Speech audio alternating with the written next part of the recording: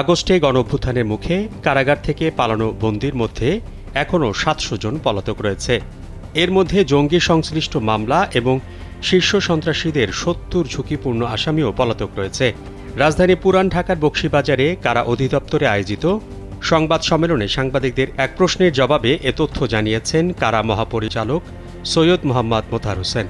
সম্প্রতি বিএসএমএমইউ হাসপাতালে গ্রেফতার অবস্থায় চিকিৎসাধীন সাবেক এক সংসদ সদস্যের উপর হামলার ঘটনা ঘটেছে।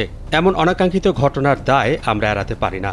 কারারক্ষীদের তাৎক্ষণিক ব্যবস্থার কারণে বড় কোনো ঘটনা ঘটেনি, কিন্তু সেখানে নিরাপত্তার অভাব ছিল। তিনি বলেন, আমরা ব্যবস্থা নিচ্ছি যাতে ভবিষ্যতে এমন ঘটনা না ঘটে।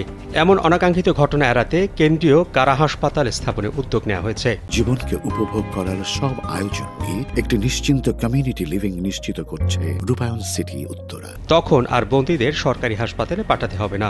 কারা অধিদপ্তরের প্রধান বলেন, গত ৫ আগস্ট ছাত্র জনতার অভ্যুত্থানে দেশব্যাপী সহিংসতা ও সরকার পতনের পরিস্থিতিকে কেন্দ্র করে দেশের কয়েকটি কারাগারে বিদ্রোহ করে বন্দীরা। বাইরে থেকে কোনো কারাগার চালানো হয় হামলা, ভাঙচুর ও অগ্নিসংযোগ।